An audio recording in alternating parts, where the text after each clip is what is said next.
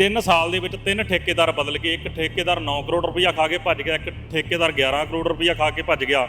ਨਾ ਸਰਕਾਰ ਨੇ ਸੁਣਵਾਈ ਕੀਤੀ, ਨਾ ਸਾਡੇ ਮਹਿਕਮੇ ਨੇ ਸਾਨੂੰ ਸੁਣਵਾਈ ਕੀਤੀ।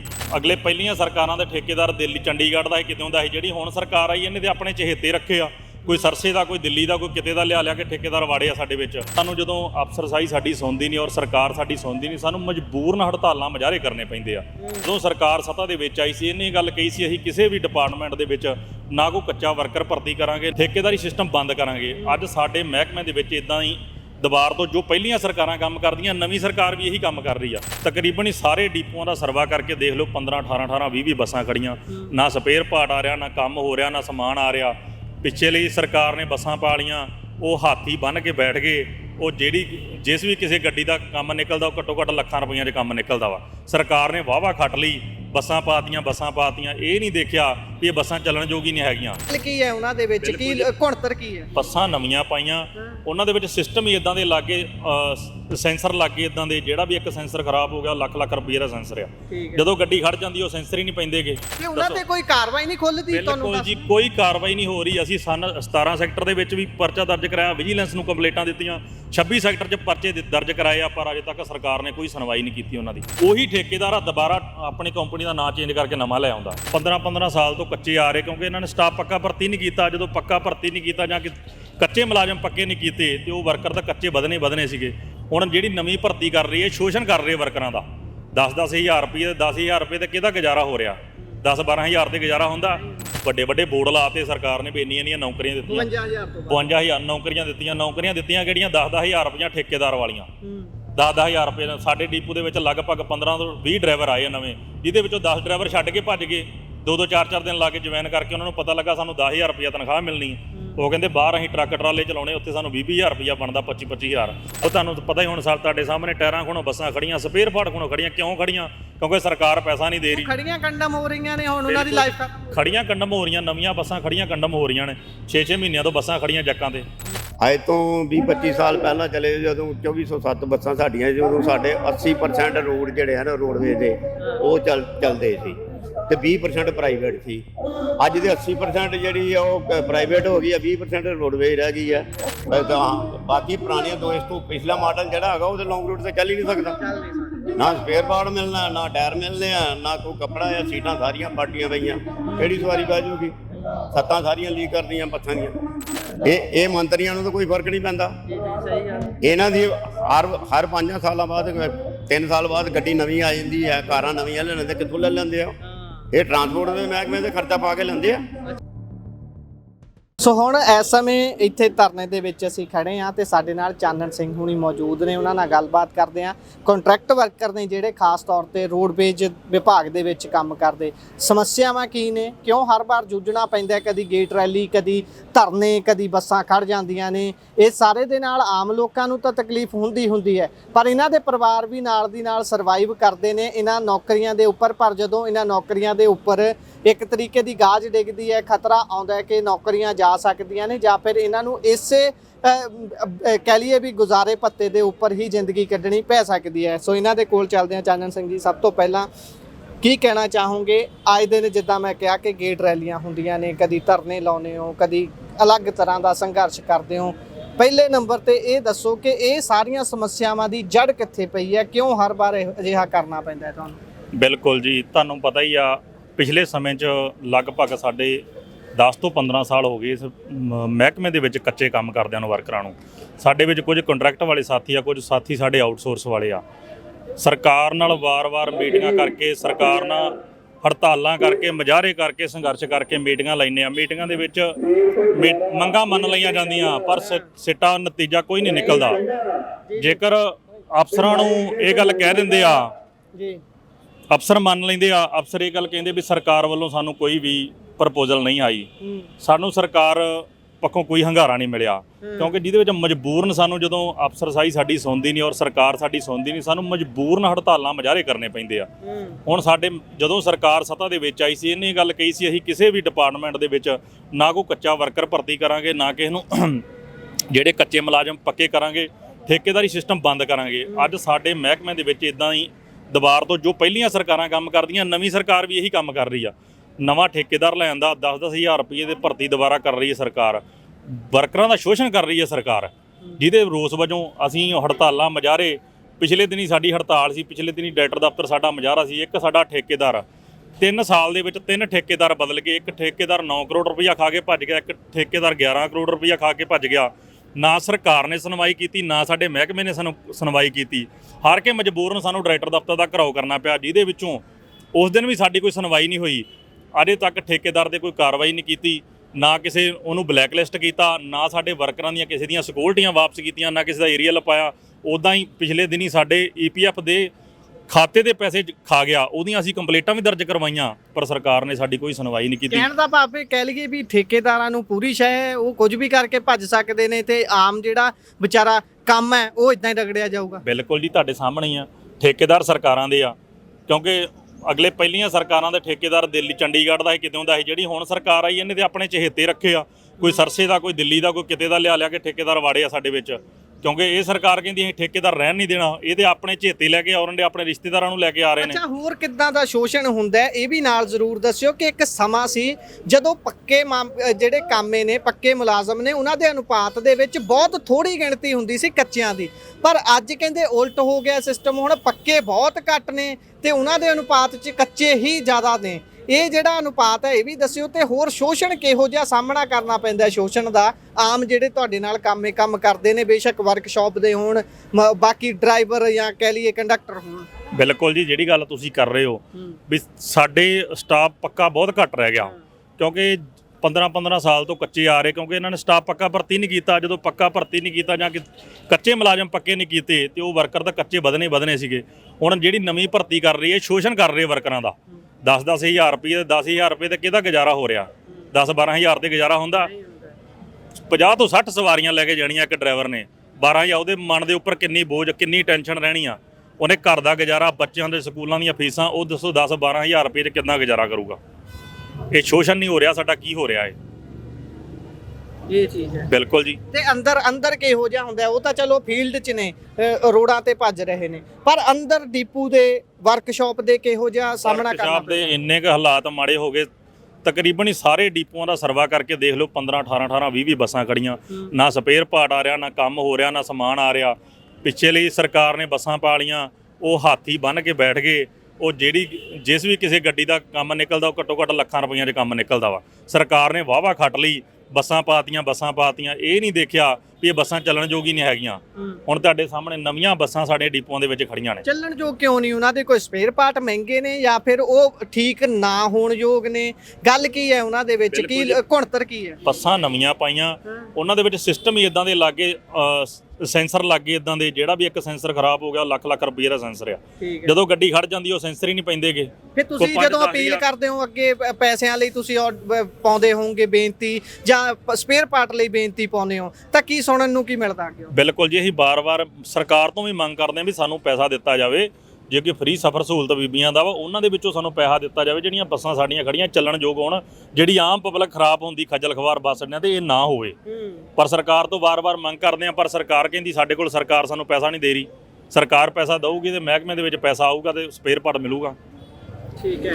ਤੇ ਹੁਣ ਇਹ ਸਰਕਾਰ ਦੇ ਰੋਲ ਨੂੰ ਕਿਵੇਂ ਵੇਖਦੇ ਹੋ? ਖਾਸ ਤੌਰ ਤੇ ਇਹ ਸਰਕਾਰ ਤਾਂ ਇਹ ਕਹਿ ਕੇ ਆਈ ਸੀ ਵੀ ਆਪਾਂ ਕੱਚੇ ਕਾਮਿਆਂ ਵਾਲਾ ਕੰਮ ਸਿਸਟਮ ਖਤਮ ਕਰ ਦੇਣਾ, ਠੇਕੇਦਾਰੀ ਸਿਸਟਮ ਖਤਮ ਕਰ ਦੇਣਾ, ਮੁਲਾਜ਼ਮ ਵਰਗ ਹੋਵੇ, ਕਾਰੋਬਾਰੀ ਵਰਗ ਹੋਵੇ, ਉਹਨਾਂ ਨੂੰ ਖੁਸ਼ਹਾਲ ਰੱਖਣਾ, ਖੁਸ਼ ਰੱਖਣਾ, ਚੁੱਲ੍ਹਿਆਂ ਦੇ ਵਿੱਚ ਅੱਗ ਬਲਦੀ ਕਰਾਂਗੇ। ਉਹ ਸਾਰੀਆਂ ਗੱਲਾਂ ਨੂੰ ਅੱਜ 3 ਸਾਲ ਬਾਅਦ ਜਦੋਂ ਆਪਾਂ ਖੜੇ ਦੇਖਦੇ ਹਾਂ, ਨੋ ਡਾਊਟ ਆਪਾਂ ਪਿਛਲੀਆਂ ਸਰਕਾਰਾਂ ਨੂੰ ਵੀ ਇਹਦੇ ਵਿੱਚ ਆਜ਼ਾਦ ਨਹੀਂ ਕਰ ਦਿੰਦੇ ਕਿ ਉਹਨਾਂ ਨੇ ਕੁਝ ਗਲਤ ਨਹੀਂ ਕੀਤਾ, ਸਾਰੀਆਂ ਸਰਕਾਰਾਂ ਨੇ ਕੀਤਾ, ਪਰ ਇਹਨਾਂ ਦੇ ਰੋਲ ਨੂੰ ਕਿਵੇਂ ਵੇਖਦੇ ਹੋ ਜਿਨ੍ਹਾਂ ਤੋਂ ਉਮੀਦ ਨਾਲੋਂ ਜ਼ਿਆਦਾ ਆਸ ਸੀ ਲੋਕਾਂ ਨੂੰ? ਬਿਲਕੁਲ ਜੀ, ਸਰਕਾਰ ਦਾ ਰੋਲ ਦੇਖਣ ਹੀ ਰਹੇ ਆਪਾਂ। ਸਰਕਾਰ ਬਿਲਕੁਲ ਇਸ ਟਾਈਮ ਤੇ ਫੇਲੀਅਰ ਹੋ ਚੁੱਕੀ ਆ। ਤੁਸੀਂ ਦੇਖ ਰਹੇ ਹੋ ਰੋਜ਼ ਦੀ ਰੋਜ਼ ਮਰਡਰ ਹੋ ਰਿਹਾ, ਰੋਜ਼ ਦੀ ਰੋਜ਼। ਜਿਹੜੀ ਗੱਲ ਤੁਸੀਂ ਚੁੱਲ੍ਹਿਆਂ ਦੀ ਅੱਗ ਬਾਲਣ ਵਾਲੀ ਕਰਦੇ ਹੋ, ਅੱਗ ਬੁਝ ਰਹੀ ਆ।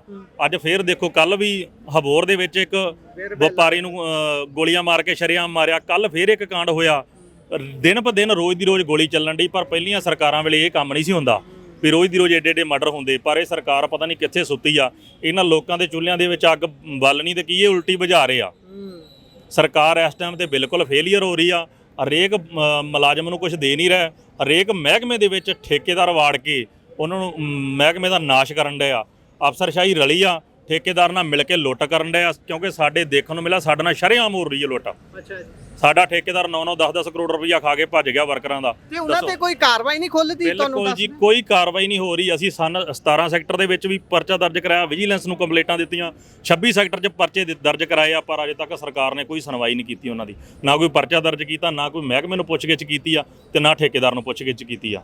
ਉਹੀ ਠੇਕੇਦਾਰ ਆ ਦੁਬਾਰਾ ਆਪਣੀ ਕੰਪਨੀ ਦਾ ਨਾਂ ਚੇਂਜ ਕਰਕੇ ਨਵਾਂ ਲੈ ਆਉਂਦਾ। ਅੱਛਾ ਜੀ, ਇੱਕ ਵਾਰੀ ਲੁੱਟ ਲਿਆ, ਦੂਜੀ ਵਾਰੀ ਫੇਰ ਲੁੱਟਣ ਲਈ ਹੋਰ ਢੰਗ ਨਾਲ ਹੋਰ ਢੰਗ ਨਾਲ ਆ ਜਾਂਦੇ। ਉਸੇ ਕੰਪਨੀ ਉਹੀ ਹੁੰਦੀ, ਸਭ ਕੁਝ ਉਹੀ ਹੁੰਦਾ ਤਾਮਝਾਮ, ਬਸ ਉਹਦਾ ਕੰਪਨੀ ਦਾ ਨਾਮ ਚੇਂਜ ਕਰਕੇ ਉਹੀ ਲੁਟੇਰੇ ਫੇਰ ਆ ਜਾਂਦੇ ਆ ਲੁੱਟਣ ਵਾਸਤੇ। ਬਿਲਕੁਲ ਜੀ। ਸੋ ਇਹ ਸਾਰੇ ਦੇ ਵਿੱਚ ਜਦੋਂ ਭਗਵੰਤ ਮਾਨ ਸਾਹਿਬ ਸਟੇਜਾਂ ਤੋਂ ਕਹਿੰਦੇ ਨੇ ਕਿ ਅਸੀਂ 50-52 ਹਜ਼ਾਰ ਤੋਂ ਵੱਧ ਨੌਕਰੀਆਂ ਵੰਡ ਚੁੱਕੇ ਹਾਂ, ਅਸੀਂ ਰਜਵਾਹਿਆਂ ਦੇ ਵਿੱਚ ਪਾਣੀ ਕਿਤੇ ਦੀ ਕਿਤੇ ਡੈਮਾਂ ਦੇ ਵਿੱਚ ਪਹੁੰਚਾ ਦਿੱਤਾ ਹੈ, ਲੋਕਾਂ ਦੀਆਂ ਕੱਸੀਆਂ ਤੱਕ, ਇਹ ਸਾਰੀਆਂ ਗੱਲਾਂ ਫਿਰ ਜੁਮਲਾ ਹੀ ਲੱਗਦਾ? ਬਿਲਕੁਲ ਜੀ, ਜੁਮਲਾ ਹੀ ਲੱਗਦਾ। ਤੁਹਾਡੇ ਸਾਹਮਣੇ ਆ, ਵੱਡੇ ਬੋਰਡ ਲਾਤੇ ਸਰਕਾਰ ਨੇ ਵੀ ਇੰਨੀਆਂ ਨੌਕਰੀਆਂ ਦਿੱਤੀਆਂ। 52,000 ਤੋਂ 52,000 ਨੌਕਰੀਆਂ ਦਿੱਤੀਆਂ ਕਿਹੜੀਆਂ? 10-10,000 ਰੁਪਈਆ ਠੇਕੇਦਾਰ ਵਾਲੀਆਂ। 10-10,000 ਰੁਪਏ ਸਾਡੇ ਡੀਪੂ ਦੇ ਵਿੱਚ ਲਗਭਗ 15 ਤੋਂ 20 ਡਰਾਈਵਰ ਆਏ ਨਵੇਂ, ਜਿਹਦੇ ਵਿੱਚੋਂ 10 ਡਰਾਈਵਰ ਛੱਡ ਕੇ ਭੱਜ ਗਏ। 2-2 4-4 ਦਿਨ ਲਾ ਕੇ ਜੁਆਇਨ ਕਰਕੇ ਉਹਨਾਂ ਨੂੰ ਪਤਾ ਲੱਗਾ ਸਾਨੂੰ 10,000 ਰੁਪਈਆ ਤਨਖਾਹ ਮਿਲਣੀ ਹੈ। ਉਹ ਕਹਿੰਦੇ ਬਾਹਰ ਅਸੀਂ ਟਰੱਕ ਟਰਾਲੇ ਚਲਾਉਣੇ, ਉੱਥੇ ਸਾਨੂੰ 20,000 ਰੁਪਈਆ ਬਣਦਾ, 25,000 ਅਸੀਂ 10,000 ਰੁਪਈਏ ਤੇ ਕਿਉਂ ਆਉਣਾ ਕੰਮ ਕਰਨਾ ਵਾ? ਸਾਡੇ ਡੀਪੂ ਦੇ ਵਿੱਚ ਖੁਦ ਸ਼ਰੇਆਮ ਡਰਾਈਵਰ ਭੱਜ ਕੇ 10। ਤੇ ਉਹਨਾਂ ਦਾ ਬਾਕੀ ਫੰਡ ਵਗੈਰਾ ਵੀ ਨਹੀਂ ਕੋਈ ਕੱਟਿਆ ਜਾਣਾ, ਜਾਂ ਤਾਂ ਐ ਹੋਵੇ ਨਾ ਵੀ ਫੰਡ ਕੱਟਿਆ ਜਾ ਰਿਹਾ ਤਾਂ ਘੱਟ ਮਿਲ ਰਹੀ ਹੈ, ਉਹਨਾਂ ਨੂੰ ਕੋਈ ਸੋਸ਼ਲ ਸਿਕਿਉਰਿਟੀ ਨਹੀਂ ਹੈ। ਬਿਲਕੁਲ ਜੀ, ਉਹੀ ਤੁਹਾਡੇ ਨਾਲ ਗੱਲ ਕਰ ਲਿਆ। ਜਿਹੜੇ ਸਾਡੇ ਵਰਕਰ ਇੱਥੇ ਕੰਮ ਵੀ ਕਰ ਰਹੇ, ਉਹਨਾਂ ਦਾ ESI EPF ਵੀ ਠੇਕੇਦਾਰ ਖਾ ਚੁੱਕਾ ਵਾ, ਉਹਨਾਂ ਦੇ ਖਾਤਿਆਂ 'ਚ ਜਮ੍ਹਾਂ ਨਹੀਂ ਕਰਾਇਆ ਉਹਨਾਂ ਨੇ। ਉਹ ਵੀ ਲੁੱਟ ਬਹੁਤ ਤਗੜੀ ਕੀਤੀ, ਕਿਉਂਕਿ ਉਹਦੇ ਸਾਰੇ ਅੰਕੜੇ ਕੱਢ ਕੇ ਅਸੀਂ ਸਰਕਾਰ ਨੂੰ ਦੇ ਚੁੱਕੇ, ਮਹਿਕਮੇ ਨੂੰ ਦੇ ਚੁੱਕੇ ਆ ਵੀ ਆ ਇੱਥੇ ਸਾਡੀ ਲੁੱਟ ਹੋਈ ਆ, ਪਰ ਕਿਸੇ ਨੇ ਕੋਈ ਕਾਰਵਾਈ ਨਹੀਂ ਕੀਤੀ ਉਹਨਾਂ ਤੇ। ਇਹ ਕਹਿੰਦੇ ਰਿਸ਼ਵਤ ਜਿਹੜੀ ਹੈ, ਇਹ ਲੁੱਟ ਜਿਹੜੀ ਹੈ, ਇਹਨੂੰ ਬੰਦ ਕਰਨ ਦਾ ਜਿਹੜਾ ਰਾਹ ਉਹ ਆਮ ਲੋਕਾਂ ਤੋਂ ਜਾਂਦਾ ਹੈ। ਤੁਸੀਂ ਆਮ ਲੋਕਾਂ ਦੀ ਭੂਮਿਕਾ ਕਿੱਦਾਂ ਦੇਖਦੇ ਹੋ? ਆਮ ਲੋਕਾਂ ਦਾ ਵਤੀਰਾ ਰੋਡਵੇਜ਼ ਦੇ ਪ੍ਰਤੀ ਸਾਰੇ ਜਾਣਦੇ ਨੇ ਕਿ ਖਟਾਰਾ ਬੱਸਾਂ ਕਿਹਾ ਜਾਂਦਾ ਹੈ, ਖਾਸ ਤੌਰ ਤੇ ਉਦੋਂ ਇਹਨਾਂ 'ਚ ਵਾਧਾ ਹੋਣਾ ਸ਼ੁਰੂ ਹੋਇਆ ਮੰਨਿਆ ਜਾਂਦਾ। ਤੁਸੀਂ ਜ਼ਿਆਦਾ ਦੱਸ ਸਕਦੇ ਹੋ, ਜਦੋਂ ਬੀਬੀਆਂ ਨੂੰ ਫ੍ਰੀ ਸਫ਼ਰ ਦੀ ਸਹੂਲਤ ਦਿੱਤੀ ਗਈ, ਉਸ ਤੋਂ ਬਾਅਦ ਥੋੜੀ ਜਿਹੀ ਭਰਮਾਰ ਹੋਣੀ ਸ਼ੁਰੂ ਹੋਈ, ਪਰ ਤੁਸੀਂ ਉਹਨੂੰ ਦੇਖਦੇ ਕਿਵੇਂ ਹੋ? ਕੀ ਉਹਨੇ ਆਮ ਲੋਕਾਂ ਦੀ ਪਰਸੈਪਸ਼ਨ ਬਦਲੀ ਇਹਨਾਂ ਬੱਸਾਂ ਨੂੰ ਲੈ ਕੇ? ਆਮ ਲੋਕ ਇਹਦੇ 'ਚ ਚੜ੍ਹਨਾ ਸ਼ੁਰੂ ਹੋਏ, ਕੋਈ ਆਮਦਨ 'ਚ ਵਾਧਾ ਹੋਇਆ? ਕਿਉਂਕਿ ਇਹ ਟੈਕਟਿਕ ਹੁੰਦੇ ਨੇ ਵੀ ਇੱਕ ਬੰਦਾ ਫ੍ਰੀ ਚੜਾ ਲਓ, ਨਾਲ ਜਿੰਨੇ ਹੋਰ ਚੜ੍ਹਨਗੇ ਉਹਨਾਂ ਦਾ ਕਿਰਾਇਆ ਲੈ ਲਾਂਗੇ। ਕੋਈ ਤਬਦੀਲੀ ਹੋਈ ਜਾਂ ਫਿਰ ਉਹੀ ਹਾਲ ਹੈ, ਆਮ ਲੋਕ ਉਦਾਂ ਹੀ ਸੋਚਦੇ ਨੇ ਵੀ ਇਹ ਖਟਾਰਾ ਬੱਸਾਂ ਨੇ? ਨਹੀਂ, ਜੇ ਵੇਖਿਆ ਜਾਵੇ ਕੋਈ ਖਾਸ ਫਾਇਦਾ ਨਹੀਂ ਹੋਇਆ ਮਹਿਕਮੇ ਨੂੰ ਇਹਦੇ ਵਿੱਚ, ਕਿਉਂਕਿ ਫ੍ਰੀ ਸਫ਼ਰ ਸਹੂਲਤ ਦੇਤੀ ਸਰਕਾਰ ਨੇ, ਪਰ ਸਰਕਾਰ ਨੇ ਫ੍ਰੀ ਸਫ਼ਰ ਸਹੂਲਤ ਦਿੱਤੀ, ਉਹਦਾ ਬਜਟ ਨਹੀਂ ਰੱਖਿਆ। ਬਜਟ ਰੱਖਦੀ ਤੇ ਸਰਕਾਰ ਦੇ ਮਹਿਕਮੇ ਨੂੰ ਫਾਇਦਾ ਹੁੰਦਾ, ਕੋਈ ਡਿਪੂਆਂ ਨੂੰ ਫਾਇਦਾ ਹੁੰਦਾ, ਬੱਸਾਂ ਨਵੀਆਂ ਪੈਂਦੀਆਂ, ਜਿਹੜੇ ਮੁਲਾਜ਼ਮਾਂ ਦੀ 15-15 20-20 ਦਿਨ ਤਨਖਾਹ ਲੇਟ ਆਉਂਦੀ ਆ, ਉਹ ਜਿਹੜਾ ਸਾਰਾ ਡਿਫੈਕਟ ਇੱਥੇ ਹੀ ਪੈ ਰਿਹਾ ਵਾ। ਜੇ ਸਰਕਾਰ ਨੇ ਸਹੂਲਤ ਦੇਣੀ ਸੀ, ਉਹਨਾਂ ਫੰਡ ਵੀ ਰੱਖਦੀ ਸਰਕਾਰ। ਇੱਕ ਤਰ੍ਹਾਂ ਦਾ ਉਹ ਤੁਹਾਡੇ ਸਿਰੋਂ ਫ੍ਰੀ ਸਫ਼ਰ ਕਰ ਰਹੇ ਨੇ ਲੋਕ। ਬਿਲਕੁਲ ਜੀ, ਬਿਲਕੁਲ ਫ੍ਰੀ ਸਫ਼ਰ ਕਰ ਰਹੇ। ਜੇ ਸਰਕਾਰ ਨੂੰ ਰੈਵਨਿਊ ਵੇਖੀਏ ਤੇ ਬਿਲਕੁਲ ਕੁਝ ਨਹੀਂ ਆ ਰਿਹਾ, ਕੋਈ ਏਡਾ ਫਾਇਦਾ ਨਹੀਂ ਹੋ ਰਿਹਾ। ਸਰਕਾਰ ਵੀ ਰੋਡਵੇਜ਼ ਨੂੰ ਪੇ ਨਹੀਂ ਕਰ ਰਹੀ ਉਹ ਜਿਹੜੇ ਕਰਨੇ ਹੁੰਦੇ ਨੇ। ਬਿਲਕੁਲ ਜੀ, ਨਹੀਂ ਕਰ ਰਹੀ। ਜੇ ਮੰਨ ਲਓ ਕਿ ਅਸੀਂ ਕਰੋੜ ਰੁਪਈਆ ਲੈਣਾ, ਜੇ 5-10 ਲੱਖ ਰੁਪਈਆ ਦੇਤਾ ਤਾਂ ਉਹਦੇ ਨਾਲ ਕੋਈ ਮਹਿਕਮਾ ਨਹੀਂ ਚੱਲ ਸਕਦਾ। ਉਹ ਤੁਹਾਨੂੰ ਪਤਾ ਹੀ ਹੁਣ ਤੁਹਾਡੇ ਸਾਹਮਣੇ ਟਾਇਰਾਂ ਖੁਣੋਂ ਬੱਸਾਂ ਖੜੀਆਂ, ਸਪੇਅਰ ਪਾਰਟ ਖੁਣੋਂ ਖੜੀਆਂ। ਕਿਉਂ ਖੜੀਆਂ? ਕਿਉਂਕਿ ਸਰਕਾਰ ਪੈਸਾ ਨਹੀਂ ਦੇ ਰਹੀ। ਖੜੀਆਂ ਕੰਡਮ ਹੋ ਰਹੀਆਂ ਨੇ, ਹੁਣ ਉਹਨਾਂ ਦੀ ਲਾਈਫ ਖਤਮ ਹੋ, ਖੜੀਆਂ ਕੰਡਮ ਹੋ ਰਹੀਆਂ, ਨਵੀਆਂ ਬੱਸਾਂ ਖੜੀਆਂ ਕੰਡਮ ਹੋ ਰਹੀਆਂ ਨੇ। 6-6 ਮਹੀਨਿਆਂ ਤੋਂ ਬੱਸਾਂ ਖੜੀਆਂ ਜੱਕਾਂ ਤੇ, ਬਹੁਤ ਬੁਰੇ ਹਾਲਾਤ। ਅੰਦਰ ਜਾ ਕੇ ਨਿਗਾਹ ਮਾਰ ਕੇ ਦੇਖ ਲਿਓ ਭਾਵੇਂ ਜੀ। ਸੋ ਇਹ ਹਾਲਾਤ ਨੇ ਧਰਾਤਲ ਦੇ ਉੱਪਰ। ਅੰਤ 'ਚ ਕੀ ਸੁਨੇਹਾ ਦੇਣਾ ਚਾਹੁੰਦੇ ਹੋ? ਮੈਂ ਚਾਹੁੰਦਾ ਵੀ ਤੁਹਾਡਾ ਸੁਨੇਹਾ ਜ਼ਰੂਰ ਪਹੁੰਚ ਜਾਵੇ। ਆਪਾਂ ਜਿੰਨੀਆਂ ਗੱਲਾਂ ਕੀਤੀਆਂ ਨੇ ਉਹ ਇੱਕ ਸਮੱਸਿਆ ਹੈ, ਹੱਲ ਕੀ ਸੋਚਦੇ ਹੋ? ਹੱਲ ਦੇ ਬਾਰੇ ਜ਼ਰੂਰ। ਬਿਲਕੁਲ, ਅਸੀਂ ਸਰਕਾਰ ਨੂੰ ਵਾਰ-ਵਾਰ ਇਹੀ ਅਪੀਲ ਕਰਦੇ ਹਾਂ, ਜਿੰਨੇ ਸਾਡੇ ਕੱਚੇ ਮੁਲਾਜ਼ਮ ਉਹ ਸਾਰੇ ਪੱਕੇ ਕੀਤੇ ਜਾਣ। ਜਿਹੜੀ ਸਰਕਾਰ ਪਿੱਛੇ ਪਾਲਿਸੀ ਲੈ ਕੇ ਆਈ, ਆਊਟਸੋਰਸ ਵਾਲੇ ਬੰਦੇ ਕੰਟਰੈਕਟ ਦੇ ਕਰਾਂਗੇ, ਕੰਟਰੈਕਟ ਵਾਲੇ ਪੱਕੇ ਕਰਾਂਗੇ, ਉਹ ਪੱਕੇ ਕੀਤੇ ਜਾਣ। ਜੇ ਸਰਕਾਰ ਨੇ ਨਵੀਂ ਭਰਤੀ ਕਰਨੀ ਆ, ਪਰ ਉਹਨਾਂ ਨੂੰ ਪੂਰੀ ਤਨਖਾਹ ਦਿੱਤੀ ਜਾਵੇ, ਘੱਟ ਤਨਖਾਹ ਤੇ ਇਹਨਾਂ ਸਾਥੀਆਂ ਦਾ ਸ਼ੋਸ਼ਣ ਨਾ ਕੀਤਾ ਜਾਵੇ। ਇਹ ਅਸੀਂ ਸਰਕਾਰ ਨੂੰ ਅਪੀਲ ਕਰਦੇ ਹਾਂ। ਬਹੁਤ ਧੰਨਵਾਦ। ਸੋ ਇਹ ਸਨ ਸਾਡੇ ਨਾਲ ਚਾਨਣ ਸਿੰਘ ਜੀ, ਜਿਨ੍ਹਾਂ ਨੇ ਚਾਨਣਾ ਪਾਇਆ। ਬਹੁਤ ਬਖੂਬੀ ਉਹਨਾਂ ਨੇ ਸਾਰੀ ਗੱਲਬਾਤ ਦੱਸੀ ਹੈ ਕਿ ਸਮੱਸਿਆ ਕੀ ਹੈ, ਸਮੱਸਿਆ ਦਾ ਹੱਲ ਵੀ ਉਹਨਾਂ ਨੇ ਸੁਝਾਅ ਦੇ ਵਜੋਂ ਦਿੱਤਾ ਹੈ। ਸਾਰੀ ਗੱਲਬਾਤ ਦੇ ਵਿਚਾਰੇ ਬਾਬਤ ਆਪਣੇ ਵਿਚਾਰ ਟਿੱਪਣੀਆਂ ਜ਼ਰੂਰ ਸਾਂਝਾ ਕਰਿਓ। ਧੰਨਵਾਦ, ਸਤਿ ਸ਼੍ਰੀ ਅਕਾਲ। ਅੱਜ ਤੋਂ 20-25 ਸਾਲ ਪਹਿਲਾਂ ਚਲੇ, ਜਦੋਂ 2407 ਬੱਸਾਂ ਸਾਡੀਆਂ, ਜਦੋਂ ਸਾਡੇ 80% ਰੋਡ ਜਿਹੜੇ ਹਨ ਰੋਡਵੇਜ਼ ਦੇ ਉਹ ਚੱਲਦੇ ਸੀ, ਤੇ 20% ਪ੍ਰਾਈਵੇਟ ਸੀ। ਅੱਜ ਦੇ 80% ਜਿਹੜੀ ਆ ਉਹ ਪ੍ਰਾਈਵੇਟ ਹੋ ਗਈ ਆ, 20% ਰੋਡਵੇਜ਼ ਰਹਿ ਗਈ ਆ। ਠੀਕ ਹੈ, ਜਿਹੜੀ ਉਸ ਟਾਈਮ ਸਾਡੀ ਜੇ 2407 ਗੱਡੀ ਸੀ, ਅੱਜ ਦੇ ਸਮੇਂ 'ਚ 30-35 ਸਾਲ ਤੋਂ ਉੱਪਰ ਸਮਾਂ ਲੰਘ ਗਿਆ, ਤੇ ਉਸ ਸਮੇਂ ਤੋਂ ਲੈ ਕੇ ਅੱਜ ਦੇ ਸਮੇਂ ਦੇ ਹਿਸਾਬ ਨਾਲ ਕਰੀਏ, ਸਾਨੂੰ ਤਾਂ ਚਾਹੀਦੀ 14-15,000 ਬੱਸ। ਇਹ ਘਟੀ ਹੈ? ਇਹ ਘਟੀ ਵੀ ਆ। 2407 ਵਿੱਚੋਂ 1600 ਰਹਿ ਗਈ ਆ। ਅੱਛਾ, 800 ਉੱਡ ਗਈ। 800 ਉੱਡ ਗਈ ਆ। ਉਹ ਕਿੱਦਾਂ ਕੰਡਮ ਹੋ ਗਈਆਂ ਜਾਂ ਫਿਰ ਕੀ ਕੰਡਮ ਹੋ ਗਈਆਂ ਨਾ ਪਾਈਆਂ ਹੀ ਨਹੀਂ ਬੱਸਾਂ। ਅੱਛਾ ਦੁਬਾਰਾ ਨਹੀਂ ਪਾਈਆਂ। ਹਾਂ ਬੱਸਾਂ ਪਾਉਣਗੇ ਤੇ ਤਾਂ ਹੀ ਬੱਸਾਂ ਦੀ ਗਿਣਤੀ ਵਧੂਗੀ। ਅੱਛਾ ਜੀ। ਇਹ ਥੋੜਾ ਵੀ ਲਾਵੇ ਹੁਣ 500 ਕੰਡਮ ਹੋ ਗਈ ਤੁਹਾਡੀ ਡਿਪੂਆਂ ਵਿੱਚ ਸਾਰਿਆਂ 'ਚ ਤੇ 500 ਨਵੀਂ ਪਾ ਦਿਓ। ਹਾਂ ਪਿੱਛੇ ਜੇ ਜਦੋਂ ਰਾਜਾ ਵੜਿੰਗ ਸੀ ਉਹਨਾਂ ਨੇ ਬਾਡੀਆਂ ਬੁੱਡੀਆਂ ਬਣਵਾਈਆਂ, ਕਿੰਨੀਆਂ ਬੱਸਾਂ ਅਸਲ 'ਚ ਲੋਕਾਂ ਨੂੰ ਤਾਂ ਬਹੁਤ ਪ੍ਰਚਾਰਿਆ ਇਹਨਾਂ ਨੇ, ਪਰ ਕਿੰਨੀਆਂ ਪਾਈਆਂ ਕੋਲ? ਸਾਡੇ ਕੋਲ 500 ਗੱਡੀ ਆਈ ਸੀ, 542 ਗੱਡੀਆਂ ਅੱਛਾ ਆਈਆਂ ਤੇ ਉਹੀ ਗੱਡੀਆਂ ਚੱਲਦੀਆਂ ਪਈਆਂ। ਅੱਛਾ ਜੀ। ਲੌਂਗ ਰੂਟਾਂ ਦੇ ਉੱਤੇ ਉਹੀ ਗੱਡੀਆਂ ਚੱਲਦੀਆਂ। ਗੱਡੀਆਂ ਚੱਲ ਰਹੀਆਂ। ਹਾਂ ਬਾਕੀ ਪੁਰਾਣੀਆਂ ਦੋ ਇਸ ਤੋਂ ਪਿਛਲਾ ਮਾਡਲ ਜਿਹੜਾ ਹੈਗਾ ਉਹਦੇ ਲੌਂਗ ਰੂਟ ਤੇ ਚੱਲ ਹੀ ਨਹੀਂ ਸਕਦਾ। ਚੱਲ ਨਹੀਂ ਸਕਦਾ। ਨਾ ਸਪੇਅਰ ਪਾਰਟ ਮਿਲਣਾ, ਨਾ ਟਾਇਰ ਮਿਲਨੇ ਆ, ਨਾ ਕੋਈ ਕੱਪੜਾ ਆ, ਸੀਟਾਂ ਸਾਰੀਆਂ ਪਾਟੀਆਂ ਪਈਆਂ। ਕਿਹੜੀ ਸਵਾਰੀ ਬਹਿ ਜਾਊਗੀ? ਸੱਤਾਂ ਸਾਰੀਆਂ ਲੀਕ ਕਰਦੀਆਂ ਬੱਸਾਂ ਦੀਆਂ। ਵਰਕਸ਼ਾਪ ਦਾ ਸਟਾਫ ਹੀ ਨਹੀਂ ਤੇ ਹੋਰ ਮੇਨਟੇਨੈਂਸ ਕਿੱਥੋਂ ਇਹਦੇ ਕਰੇ? 'ਚ ਟਰੈਵਲ ਕਰਨ ਵਾਲੇ ਬੰਦੇ ਕਿੱਦਾਂ ਦੇ ਹੁੰਦੇ ਨੇ ਇਹ ਜ਼ਰੂਰ ਦੱਸੋ, ਕਿਉਂਕਿ ਪਤਾ ਉਹਨਾਂ ਨੂੰ ਵੀ ਹੈ ਪਰ ਉਹ ਗੌਲਦੇ ਨਹੀਂ। ਮੇਰੀ ਗੱਲ ਤੁਹਾਨੂੰ ਬਾਬੂ ਜੀ, ਇਹ ਤੁਹਾਡੇ ਚੈਨਲ ਨਾਲ ਅਸੀਂ ਦੱਸ ਦਿੰਦੇ ਆ ਕਿ ਪਬਲਿਕ ਦੇ ਵਿੱਚ ਬਹਿ ਕੇ ਜਦੋਂ ਸਫ਼ਰ ਕਰੀਏ ਨਾ, ਸਰਕਾਰੀ ਬੰਦਾ ਕਰਦਾ ਨਾ, ਉਹ ਗਾਲਾਂ ਗੱਡੀਆਂ ਮੋਟੀਆਂ ਕੱਢਦੇ, ਉਹ ਸੁਣ ਨਹੀਂ ਹੁੰਦੀਆਂ। ਇਹ ਮੰਤਰੀਆਂ ਨੂੰ ਤਾਂ ਕੋਈ ਫਰਕ ਨਹੀਂ ਪੈਂਦਾ। ਜੀ ਜੀ ਸਹੀ ਗੱਲ। ਇਹਨਾਂ ਦੀ ਹਰ 5 ਸਾਲਾਂ ਬਾਅਦ 3 ਸਾਲ ਬਾਅਦ ਗੱਡੀ ਨਵੀਂ ਆ ਜਾਂਦੀ ਹੈ, ਕਾਰਾਂ ਨਵੀਆਂ ਲੈ ਲੈਂਦੇ। ਕਿੱਥੋਂ ਲੈ ਲੈਂਦੇ ਆ? ਇਹ ਟਰਾਂਸਪੋਰਟ ਦੇ ਮਹਿਕਮੇ ਦੇ ਖਰਚਾ ਪਾ ਕੇ ਲੈਂਦੇ ਆ। ਅੱਛਾ ਜੀ। ਤੁਹਾਨੂੰ ਵੀ ਪਤਾ ਵੀ ਮੰਤਰੀਆਂ ਦੀਆਂ ਗੱਡੀਆਂ ਕਿੰਨੀਆਂ ਹੁੰਦੀਆਂ। ਇੱਕ ਗੱਡੀ ਦੇ ਮਗਰ ਕਿੰਨੇ 100 ਗੱਡੀਆਂ ਦਾ ਕਾਫਲਾ ਨਾਲ ਚੱਲਿਆ। ਉਹ ਟਰਾਂਸਪੋਰਟ ਦੇ ਖਾਤੇ 'ਚ ਜਾਂਦੇ ਪੈਸੇ। ਇਹਨਾਂ ਦੇ ਘਰੋਂ ਥੋੜੀ ਜਿਹੇ ਹੋ ਜਾਂਦੇ ਆ। ਇਹ ਜਿਹੜੀ ਹੁਣ ਕਿਲੋਮੀਟਰ ਬਣਗੇ ਉਹ ਵੀ ਇਹਨਾਂ ਦੀ ਆਪਣੀਆਂ ਬੱਸਾਂ ਆ, ਆਪਣੇ ਬੰਦੇ ਆ, ਬਿਜ਼ਨਸਮੈਨ ਨੇ ਇਹਨਾਂ ਦੇ। ਆਪਣੇ ਬਿਜ਼ਨਸਮੈਨ ਹੈਗੇ ਆ। ਆਪਾਂ ਨੇ ਇਹਨੂੰ ਵਾਧਾ ਦੇਣਾ, ਸਰਕਾਰ ਭਾਵੇਂ ਖੂਹ ਖਾਤੇ 'ਚ ਪੈ ਜਾਏ। ਜਦ ਮਹਿਕਮੇ ਨਹੀਂ ਰਹਿਣਗੇ ਇਹ ਸਰਕਾਰ ਮੰਤਰੀ ਕਾਹਦੇ ਤੇ ਰਹਿਣਗੇ? ਸਹੀ ਗੱਲ ਹੈ। ਤੁਸੀਂ ਵਰਕਰ ਜਿਹੜੇ ਆ ਕੰਟਰੈਕਟ ਬੇਸ ਤੇ ਭਰਤੀ ਕਰਦੇ ਹੋ, ਜਨਮੈਨ ਦੇ ਕੰਟਰੈਕਟ ਬੇਸ ਤੇ ਭਰਤੀ ਕਰ ਲਓ। ਇਹ ਕਿਉਂ ਪੱਕੀਆਂ ਪੋਸਟਾਂ ਤੇ ਕੀਤੇ ਆ?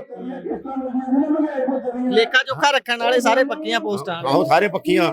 ਜਿਨ੍ਹਾਂ ਨੇ ਮਿੱਟੀ ਨਾਲ ਮਿੱਟੀ ਹੋਣਾ, ਜਿਹਨਾਂ ਨੇ ਮਿੱਟੀ ਮਿੱਟਣਾ ਹੋਣਾ, ਜਿਹਨਾਂ ਕੰਮ ਕਰਨਾ, ਜਿਨ੍ਹਾਂ ਦੇ ਸਿਰ ਤੇ ਆ ਦਫ਼ਤਰ ਬੈਠੇ ਆ, ਉਹਨਾਂ ਦੀ ਬੁੱਕਦੀ ਕੋਈ ਨਹੀਂ, ਵੈਲਿਊ ਕੋਈ ਨਹੀਂ। ਅੱਛਾ ਇਹ ਦੱਸੋ ਵੀ ਮੁੱਲ ਪੈਂਦਾ ਜਦੋਂ ਇੱਥੇ ਧਰਨੇ ਲਾਉਨੇ ਹੋ ਕਿ ਬਸ ਧਰਨਾ ਲਾ ਕੇ ਕੰਮ ਨਿਬੜ ਜਾਂਦਾ ਹੈ? ਗੱਲ ਉੱਤੇ ਜਿੱਦਾਂ ਹੁੰਦੀਆਂ ਨਾ ਟੋਫੀਆਂ ਦੇ ਦਿੰਦੇ ਆ ਨਿਆਣਿਆਂ ਨੂੰ, ਰੋਂਦੇ ਬੱਚੇ ਨੂੰ। ਹਾਂ ਉਹ ਹੀ ਹਿਸਾਬ ਕਰਦੇ ਆ। ਇਹ ਪਤਿਆਪ ਤੂ ਕੇ ਮਿੱਠੀਆਂ ਟੋਫੀਆਂ ਦੇ ਕੇ ਤੇ ਚਲੋ ਕੋਈ ਨਹੀਂ ਤੁਹਾਡਾ ਕਰ ਦਿਆਂਗੇ। ਹਾਂ ਉਹਨੇ ਕੋਲ ਕੋਈ ਬੰਦਾ ਸੀਟ ਚੇਂਜ ਕਰ ਦਿਓ, ਦੂਸਰਾ ਬੰਦਾ ਆ ਜਾਊਗਾ। ਉਹ ਜਿਹੜਾ ਨਾ ਹੱਥ ਟੋਕਾ ਉੱਥੇ ਹੀ ਆ। ਕੋਈ ਵਾਦਾ ਨਹੀਂ ਹੈਗਾ ਇਹਨਾਂ ਦਾ। ਕਹਿਣਾ ਮੋੜਦਾ ਨਹੀਂ ਤੇ ਡੱਕਾ ਤੋੜਨਾ ਨਹੀਂ ਹੈਗਾ। ਉਹ ਸਾਹਿਬ ਹੈ। ਸ਼ੁਕਰੀਆ ਜੀ। ਇਹ ਕਮੇਡੀਅਨ ਸਰਕਾਰ ਹੈ, ਇਹਨਾਂ ਨੂੰ ਕੀ ਪਤਾ ਵੀ ਮਹਿਕਮੇ ਕਿੱਦਾਂ ਚੱਲਦੇ ਆ। ਇਹ ਥੋੜਾ ਵੀ ਕਮੇਡੀ ਹੋ ਰਹੀ ਆ। ਜੋ ਦਿੱਲੀ ਤੋਂ ਕੇਜਰੀਵਾਲ ਜਾਂ ਬੀਜੇਪੀ ਵਾਲੇ ਸਾਰਾ ਕਰਦੇ ਆ ਉਹੀ ਹੁੰਦਾ। ਆਈਐਸ ਅਫਸਰ ਜਿਹੜੇ ਸਾਰੇ ਪੰਜਾਬ ਦਾ ਤਾਂ ਕੋਈ ਨਹੀਂ ਹੈਗਾ ਇੱਥੇ, ਸਾਰੇ ਬਾਹਰੋਂ ਆਏ ਆ। ਠੀਕ ਆ। ਪੀਸੀਐਸ ਅਫਸਰ ਜਿਹੜੇ ਇਹਨਾਂ ਨੇ ਖੁੱਡੇ ਲੈਣ ਲਾਏ ਆ, ਉਹ ਮਹਿਕਮੇ ਵਿੱਚ ਲਾਉਂਦੇ ਨੇ। ਉਹ ਕਹਿੰਦੇ ਖੁੱਡੇ ਲੈਣ ਲਾਏ ਆ ਤੇ ਤੁਸੀਂ ਮਹਿਕਮੇ ਦੀ ਗੱਲ ਨਾ ਕਰੋ। ਐਜੂਕੇਸ਼ਨ ਮਹਿਕਮਾ ਵੀ ਇਹਨਾਂ ਦਾ 99% ਪ੍ਰਾਈਵੇਟ ਹੈ। ਹਲੇ ਸਾਰੀਆਂ ਕਿੰਨੀਆਂ ਯੂਨੀਵਰਸਿਟੀ ਸਾਰੀਆਂ ਪ੍ਰਾਈਵੇਟ ਆ। ਸਰਕਾਰੀ ਯੂਨੀਵਰਸਿਟੀ ਕਿੰਨੇ ਕੁ ਬੱਚੇ ਜਾ ਰਹੇ ਆ ਤੁਹਾਡੇ? ਬੱਚਿਆਂ ਨੂੰ ਸਕਾਲਰਸ਼ਿਪਾਂ ਨਹੀਂ ਮਿਲਦੀਆਂ, ਮੁੜ ਕੇ ਆ ਮਾਤੜ ਬੰਦੇ ਨਿਆਣਿਆਂ ਨੇ ਇਹਨਾਂ ਦੇ ਮੰਤਰੀ ਖਾ ਗਏ ਉਹਦੇ ਸਕਾਲਰਸ਼ਿਪ ਜੀ। ਸੋ ਇਹ ਸਾਡੀ ਗੱਲਬਾਤ ਹੈ, ਤੁਸੀਂ ਸੁਣੀ ਹੈ। ਤੁਹਾਡਾ ਸ਼ੁਭ ਨਾਮ ਜੀ? ਮੇਰਾ ਨਾਮ ਜੰਗ ਬਹਾਦਰ, ਕਾਨੂੰਨੀ ਸਲਾਹਕਾਰ ਐਸਸੀਬੀਸੀ ਯੂਨੀਅਨ। ਕਾਨੂੰਨੀ ਸਲਾਹਕਾਰ ਜੰਗ ਬਹਾਦਰ ਜੀ ਸਾਡੇ ਨਾਲ ਸੀ। ਸੋ ਇਹਨਾਂ ਨੇ ਚਾਨਣਾ ਪਾਇਆ। ਤੁਸੀਂ ਗੱਲਬਾਤ ਸਾਰੀ ਸੁਣੀ, ਕਿਵੇਂ ਲੱਗੀ ਗੱਲਬਾਤ? ਵਿਚਾਰਾਂ ਟਿੱਪਣੀਆਂ ਜ਼ਰੂਰ ਸਾਂਝਾ ਕਰਿਓ। ਧੰਨਵਾਦ। ਸਤਿ ਸ਼੍ਰੀ ਅਕਾਲ।